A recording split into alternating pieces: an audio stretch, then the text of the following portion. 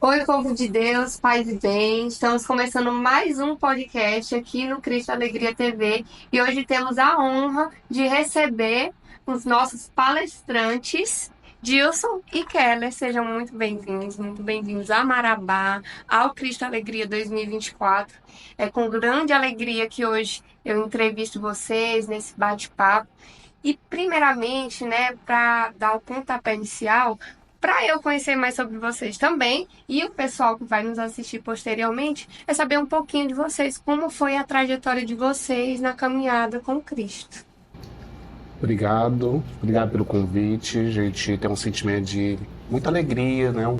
De estar aqui com vocês compartilhando a nossa história. Sem dúvida, muita alegria mesmo, né? Um convite mais do que especial para nós. Oportunidade de ajudar as outras pessoas, né? Na sua espiritualidade, na sua fé. Bom, eu venho de uma caminhada numa família católica, né? Meus pais são de berço católico também.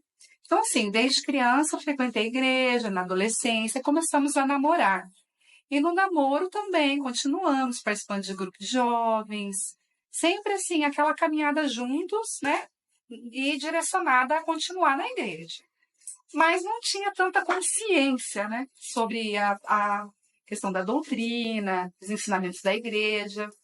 E com o passar do tempo, mas tínhamos o desejo de casar, né? Então, com o passar do tempo, a gente foi alimentando ainda mais assim essa necessidade e o desejo de ter uma família cristã.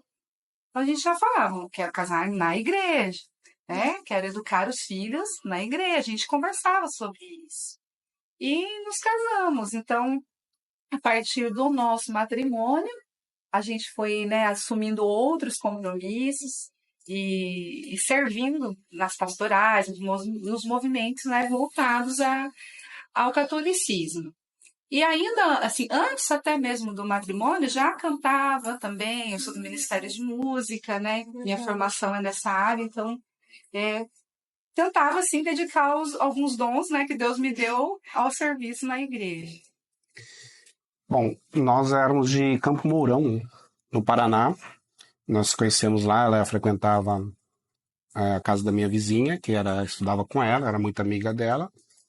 E quando ela frequentava ali, eu, né, vi ela ali, achava muito bonita ela, e assim foi que aquela paixão, né? Eu lembro até hoje, na minha memória, a roupa que ela tava. Ela tava com a jardineira rosa, né? Olha só, Uma camisetinha bom, né? rosa. Eu Foi lembro até amor à hoje. primeira vista. Foi. É, porque marca, né? Eu lembro dela com essa jardineira rosa. Mas foi. E dali, né? Foi fazendo as investidas. E ela ia ali por causa de um outro rapaz, amigo meu, que morava ali na rua ali, e ele não se interessava por ela, e eu estava interessado. Aí, a partir do momento que ele não deu em nada, aí eu comecei uma investida forte nela. E deu E certo, né? deu certo. Deu certo, porque ela ficou me negando uns 8, 9 meses, e eu ficava, vamos ficar. Ela, não, não. Não fica, namora, né? É, daí- Aí uma vez a gente se encontrou numa boatinha à noite, né? E eu chamei ela pra dançar, e ela falou assim: ah, tipo assim, não tô fazendo nada mesmo, vamos dançar. Aí quando a gente deu o primeiro beijo, ela falou assim: ó, amanhã você vai na minha casa falar com meu pai. Eu falei, vou. E foi daí que Uau, começou. corajoso. Aí depois disso, né, a gente namorou, e ela veio fazer faculdade em Londrina, né, na UEL, faculdade de música, e nesse meio tempo dos estudos dela, meu pai faleceu, e depois eu, né, fiquei ali um tempo ali, a gente se separou, né, deu um monte de problema, e depois disso a gente começou a conversar novamente, né, e foi onde que a gente falou assim, temos que noivar, só que você tem que vir morar aqui em Londrina, que eu vou ficar por aqui. Tem minha faculdade, tô terminando. Eu falei, eu vou sim, e fui. Fui lá, arrumei emprego lá, e aí a gente começou a nossa história lá em Cambé, na realidade, mas assim, é muito grudado, Londrina e Cambé. E a gente começou a construir nossa família por lá. Muito bom. E assim, antes da gente iniciar aqui o nosso podcast, o Dilson e a Kelly estavam falando do pontapé para iniciar aí essa missão, né? Sim. Poderia contar um pouquinho para o pessoal como é que foi isso? Com certeza. A gente teve a nossa história aberta a público, né? Veio a público, sem o desejo, sem a vontade, como eu relatava, assim, eu tinha uma resistência em vir a público, mas eu queria que o testemunho da nossa filha viesse, né? E com isso foram surgindo muitos chamados, muitos convites. Nós, contextualizando, então a gente perdeu ela, né, no dia 19 de junho do ano passado, e lá no Colégio Helena Collodi, de Cambé. Então o rapaz, ele entrou, tirou a vida dela e do namorado dela. Eles estudavam na mesma sala. Eles estavam em aula vaga e jogando ping-pong fora da sala, aguardando a entrada do próximo professor, né? Então, naquele momento, o rapaz conseguiu acesso, ele era um ex-aluno, tinha já saído da escola, terminado o colégio já fazia uns 3 anos, e ele pediu acesso para buscar o histórico escolar. Então, quando ele entrou armado, né? Com aquele objetivo realmente de tirar muitas vidas, né? Que ele mesmo relatou na entrevista lá que ele deu ao delegado, né? E isso tudo aconteceu de uma forma assim que fez com que, naquele momento, eu tomasse já de imediato uma decisão de perdão. Até pelo testemunho que eu tinha recebido na minha família, né, da minha avó materna, que ela também perdoou o rapaz que tirou a vida do filho dela. Então, ali, eu acredito que foi o início dessa missão que a gente assumiu. Quando a gente perdoa, isso impacta as pessoas, né? Causa um estranhamento, porque a primeira expectativa principalmente quando você perde um filho da forma como nós perdemos a nossa filha, é de revolta, né? Aquele sentimento de vingança, de justiça. E é claro, né? Como até você mesmo falou na entrevista, né? Que ele deu também na frente do IML, de que a justiça fosse feita aqui para que ele cumprisse, mas que Deus tivesse misericórdia dele, né? Para nós, como cristãos, primeiro de tudo a alma. E a gente tinha o coração em paz, porque a nossa filha, a gente acredita, nós temos a esperança de que ela está no céu. Com certeza. E o perdão diz muito mais sobre a gente que dá o perdão do que Exato. quem recebe, né? É um peso que a gente tira de nós mesmos. Exato. Quando libera esse perdão. Eu acho que nosso sofrimento deve ter sido de 50%, né, amor? Sim. Né, que a gente deveria estar sofrendo, né, muito mais, né, uns 50%. Eu acho que esse perdão, realmente a gente tem o coração limpo em relação a isso. Ainda mais quando quando começamos a ver a vida desse assassino, de como ele foi, de como ele foi tratado, de como foi a vida. E a gente percebeu que era uma vida bem diferente da Carol. Era outra vida, assim, universo em relação a Carol veio bem oposto, realmente. É como se fosse o mal contra o bem mesmo, né? Mas a gente entende que ele veio de um berço complicadíssimo, pais complicados, e no momento ali da escuridão ele né? Buscou o caminho. Esse caminho da... E também por influências externas, né? Que, querendo ou não, por trás dele existiam pessoas que estavam também envolvidas, né? E que, no caso, tinham objetivos ruins, né? E tanto que não aconteceu só em Cambé, no Paraná. Pouco tempo antes havia acontecido em Blumenau, né? Esse fato parecido, só que foi numa creche, e também em outros locais. Então, assim, a gente percebia realmente universos bem distantes, ele e a nossa filha, né? Mas tudo foi muito assim, para nós, uma graça de Deus, a decisão do perdão. Quando a gente diz decisão, é porque às vezes as pessoas pensam assim que perdoar é você não sentir, né? Claro que você sente raiva no sentido de que você não queria nunca que aquilo tivesse acontecido, raiva do que aconteceu. Mas quando você fala, eu me decido, eu vou perdoar, Senhor, dá-me a tua graça, então ali parece não, o coração ele se torna mais leve. Então você consegue caminhar, né? O perdão ele te direciona a continuar, ele te ajuda a continuar. Porque eu não consigo imaginar a nossa vida sem a Caroline, que era para nós uma pedra preciosa, né? Uma menina muito especial. E sem a fé. Não existe essa possibilidade. Sem a fé e sem o perdão. Sim, entendi.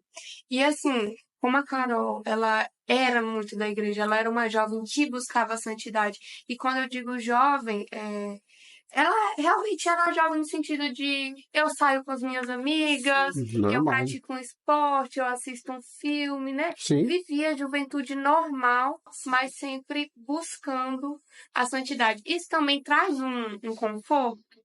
Um conforto de que minha filha trilhou o caminho certo e agora ela de fato está nas mãos do Senhor.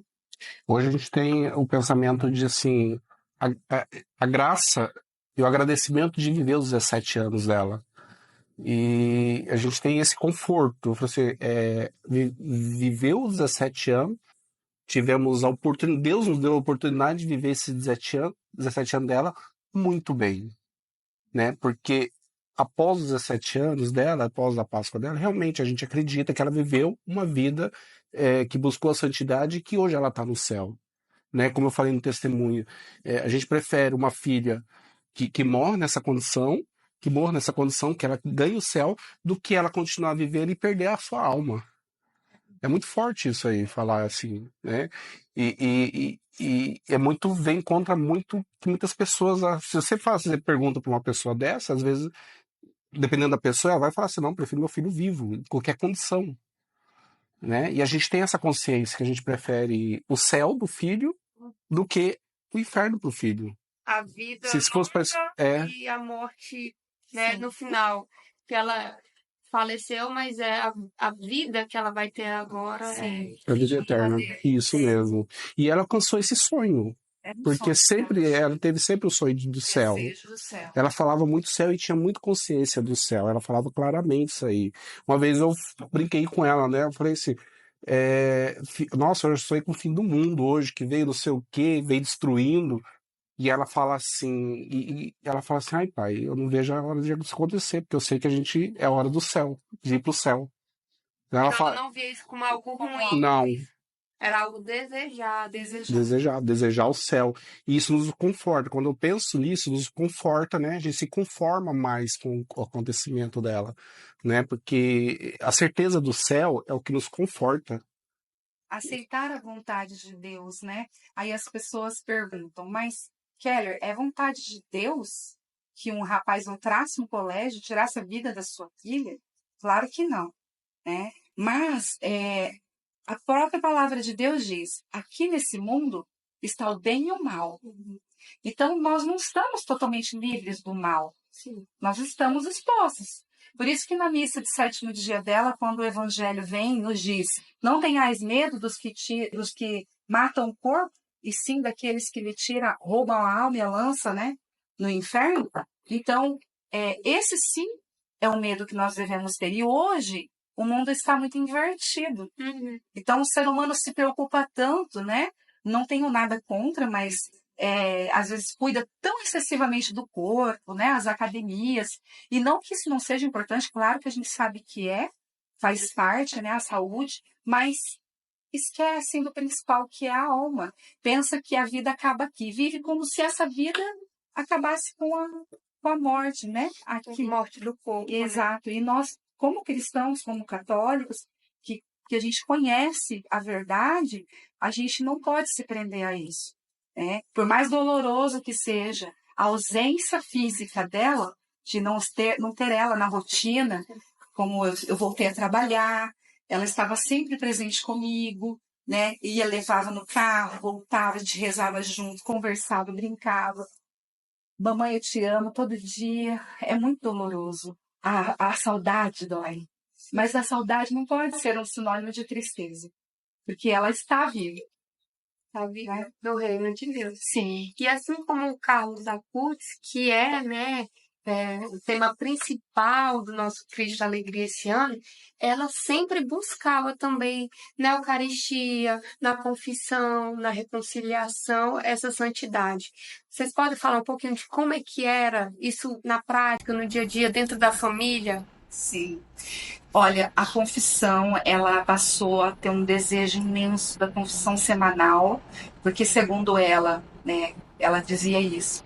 Nós pecamos todos os dias e a gente tem que se confessar para receber Jesus na Eucaristia.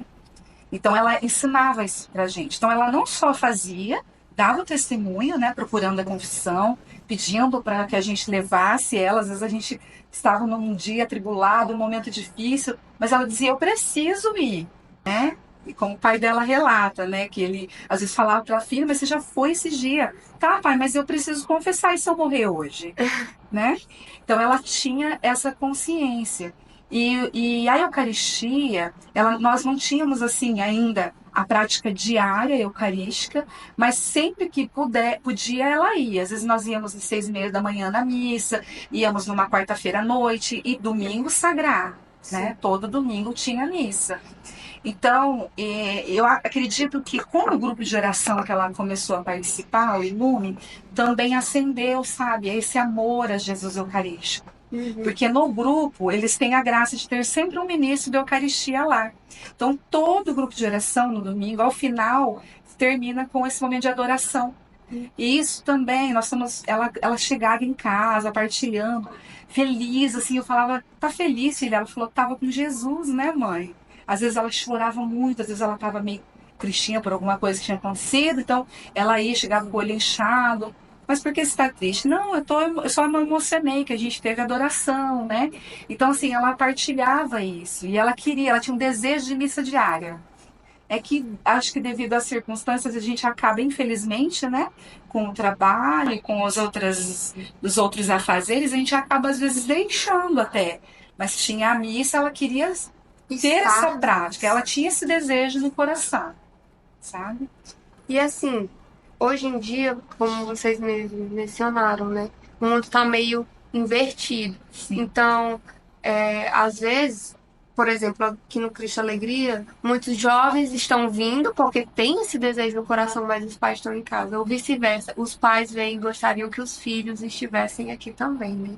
Então, vocês que já passaram por essa experiência, que em vida, a Carol trouxe toda essa carga, né, de Deus para a família, para dentro de casa, provavelmente para os amigos, não só para vocês, mas para o restante da família, com certeza também.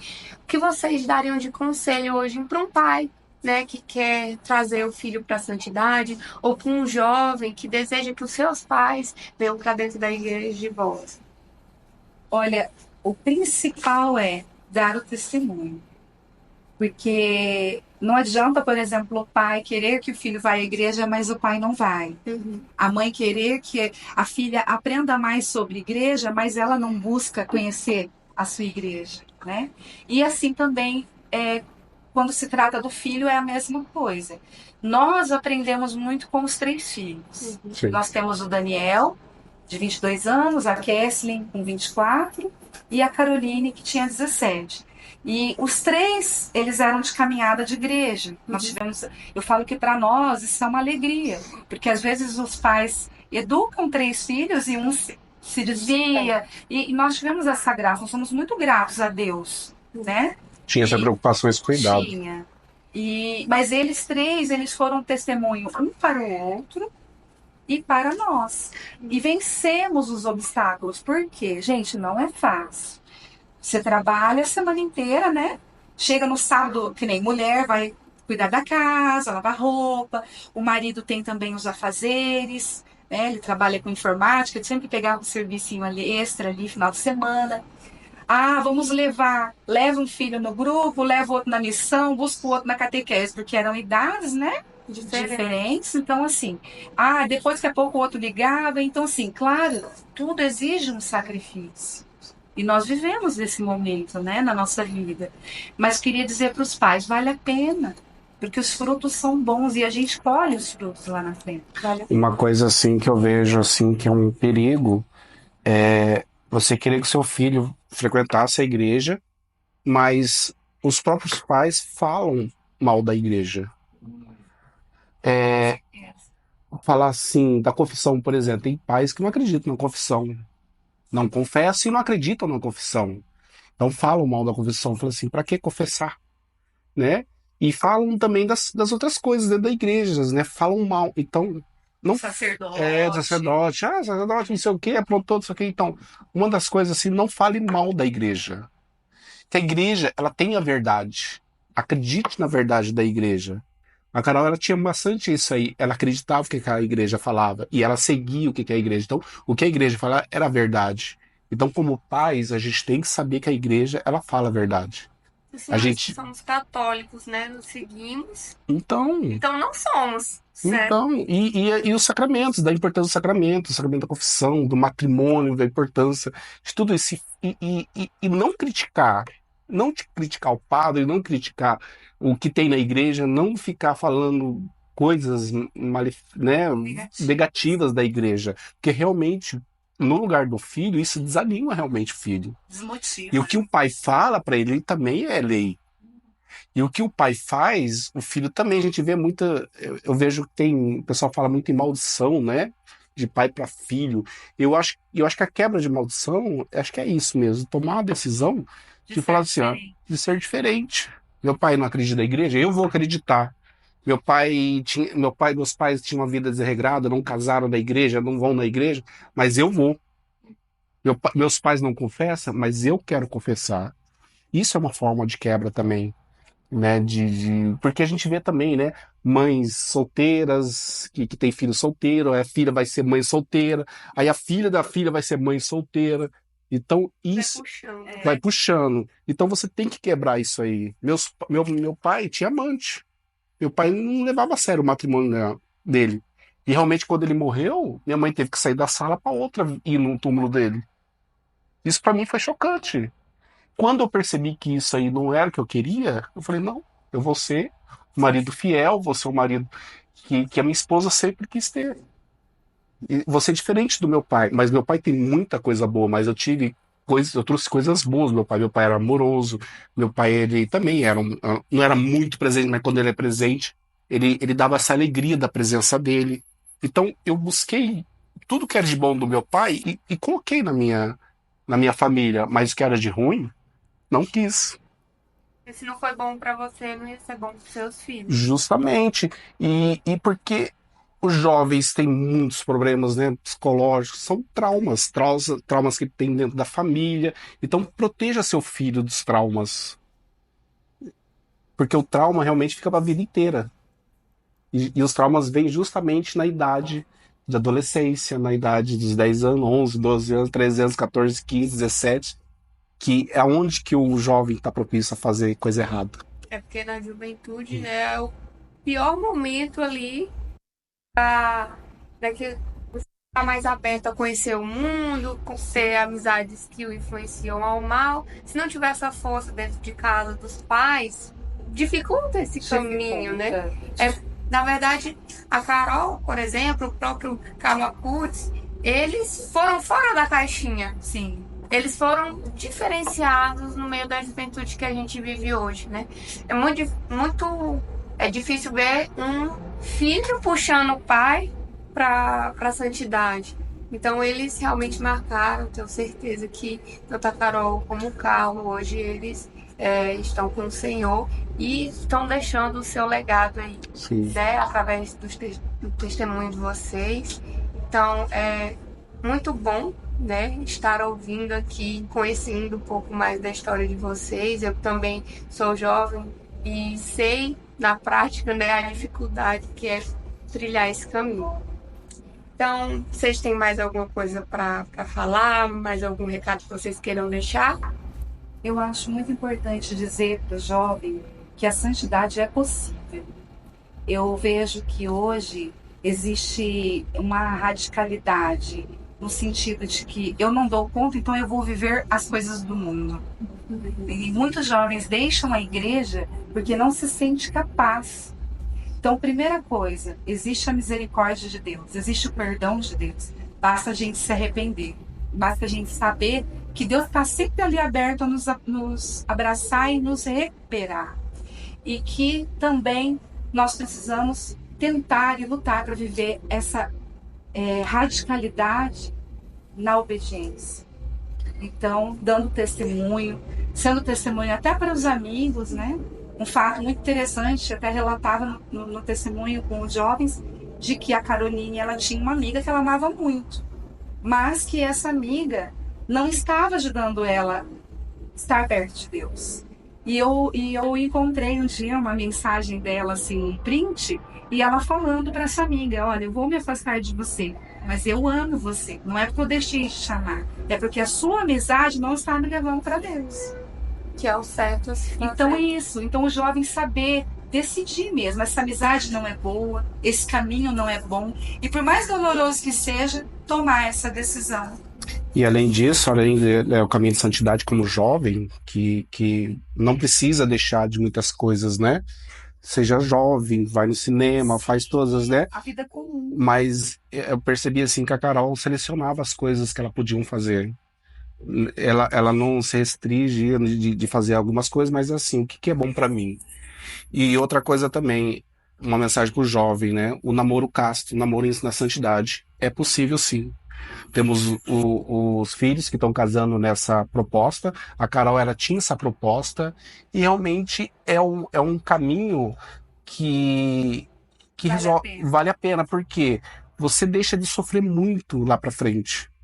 Se você tiver um namoro na castidade da santidade, você seleciona o seu namorado, você seleciona, vem selecionando, né? Porque hoje no namoro na castidade, você só é possível o namoro se os dois querem. Se um não querer, não adianta, não vai pra frente. Então isso dá uma selecionada no namoro, isso lá pra frente vai ter a vantagem. Tem um fruto. Tem um fruto. É algo que você se priva agora, que para alguns é um sofrimento, mas que vai ser recompensado lá na frente, né? E a gente conhece, né? A recompensa é tão grande, é tão lindo o que acontece depois do casamento, que realmente tem uma recompensa muito grande. Recompensa. Então é possível, namoro. No caso do namoro santo, não precisa sofrer.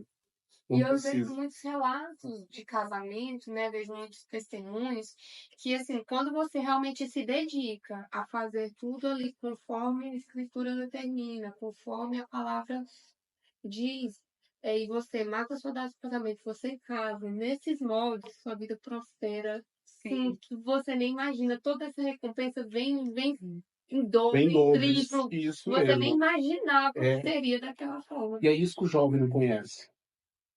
É isso que o jovem ele não tem essa informação. Ele tem uma informação totalmente diferente. Ao contrário, eu vou viver tudo agora, que depois que eu casar eu vou me privar. Não, ao contrário, né? Porque olha o modelo de família, muitas vezes, que até as novelas pregam, né? Família tradicional é aquela que não dá certo, né? É aquela, o pai é alcoólatra e tal. Então, eles não dão um modelo de família cristão. É muito difícil para o jovem ter esse modelo, principalmente nas mídias, que hoje é algo que é mais fácil, né, de você ver. Você abre uma rede social, então é tudo muito fácil.